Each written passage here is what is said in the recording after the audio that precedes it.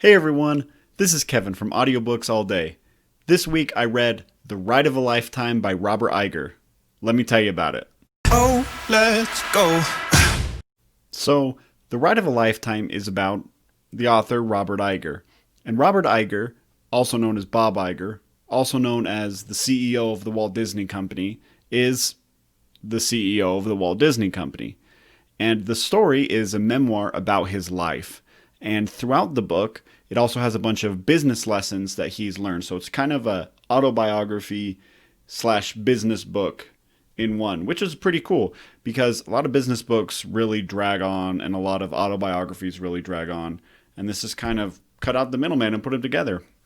And the main reason I read The Ride of a Lifetime is because I love Disney. Like a crazy person amount. Not like a super, super crazy person, but a crazy person amount. To give you an example, when I was in high school, my brother had just graduated high school, and my parents brought us around and said, all right, before my brother, Jeff, goes off to college, they want to take us on a big family trip. And my parents were like, we can take all of you, and we can all go to Europe together, or we can go to Disney World.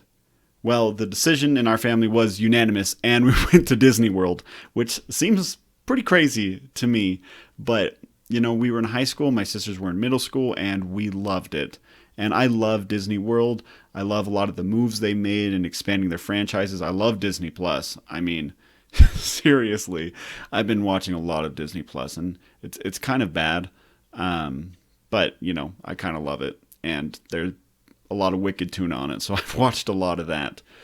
But throughout the book, you learn a lot about Bob Iger's career, especially when he started at ABC to when ABC got acquired by the Walt Disney Company, and then how he rose up to be the CEO of the Walt Disney Company. Now, Bob Iger touches on a lot of different business attributes, or attributes to be successful in business, throughout his book, though I just want to highlight 3 of them really quick.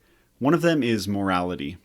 I think this is a really important one. I think it's really important that all of us strive to be moral in all that we do, whether it's the simplest job or the most complex job in the world, whether we're just starting in an entry-level position or we're running the Walt Disney Company. It's imperative that all of us are moral. Another thing is decisiveness. That's one thing he talked about a lot, that a leader needs to be informed, but they also need to be decisive. When they have the information and they can make a decision, they need to make it. And that's one thing that I've always really liked about myself. I really like that I'm a very decisive person. Or am I? The third thing that really stuck out to me was owning your mistakes. And this has kind of a special significance for me because as I was reading this book, I made a mistake at work. I made kind of a big mistake and I looked really stupid. And this was just hours after I had read this in the book. And I thought, all right, I could give excuses. And in many cases, when we do something stupid, there are legitimate excuses that we can make. There are reasons of why things went poorly. However, I decided to follow Bob's advice and I decided just to own it. Not give excuses and just own my mistake. Tell the person, hey, I messed up, my bad. And that's exactly what I did. I went to my manager and I said, hey, I'm sorry, I blew it. And I know I did. This is what I plan to do to fix it. No excuses. I'm sorry I blew it. And that actually opened a really, really good dialogue between me and my manager. And I feel like that actually really helped our relationship. And despite the fact that I messed up, I actually think because I owned it, we now have a stronger relationship. And I'm really, really happy about that. So that's just kind of one thing that I read this in a business book, and then literally hours later, I have the opportunity to put it into play, and I do, and it works great. So I think that's probably the key to a good business book is when you can apply it and then it works. The Ride of a Lifetime is a great book, and I'd recommend it to anybody, regardless of whatever your feelings are about Disney. And I understand that some people could really not like Disney, especially what happened with Star Wars Episode 8, which I am still very, very, very bitter about. However, regardless of your feelings with Disney, I'd recommend The Ride of a Lifetime because it's a really good autobiography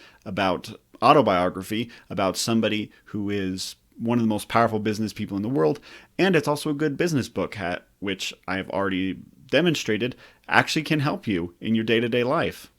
The book is actually partially read by Bob. The first part and the last part of the book are read by Bob, and he's a very nice voice, so that's interesting to listen to. And also, the rest of the book is read by Jim Frangione. And I apologize to Jim and his family because I know I butchered that last name. It's like Frangione. I think that's it, Frangione, but I Googled it and I actually tried to watch a couple videos to hear somebody actually saying his name, and I couldn't find anything. But Jim Frangione, he's a very good reader. I've listened to him on several other books, and I think they do a pretty good job together. So that's another thing that I really liked about this book. You have good readers, which really does make a world of difference when you're reading a book. Well, listening to a book, because you wouldn't be reading it because they're reading it, so you're listening to it. When you're listening to a book, it really makes a big difference. But you know when somebody just says something, or you go to a place, or you hear something, or you read something, and a song just comes into your head, and it just stays there? When I started to read The Ride of a Lifetime, the song Once in a Lifetime by Talking Heads came into my head. I'm not really sure why, maybe just because both of them say lifetime, but that song just got stuck in my head. And every time I think about this book, I think about Once in a Lifetime by Talking Heads. And I just can't get it out of my head. So that's actually the real reason I did this video, because I cannot get that song out of my head. So I thought, maybe if I do this video, then I'll be able to get it out of my head. And if you're wondering what the song is, or you love the song like I do, I posted a link below. So enjoy the song. Talking Heads, great band, one of my favorite, and it's a great song. Thank you so much for joining us here at Audiobooks All Day on our never-ending quest to find great audiobooks and then to share them with you. And if we find bad audiobooks, to let you know so you don't waste your time. This book actually came to me from a recommendation. So if you have a recommendation for a book, please leave a comment below. Email us, reach out to us. We'd love to hear about it. Thank you all so much for joining us, and we'll see you next time here at Audiobooks All Day.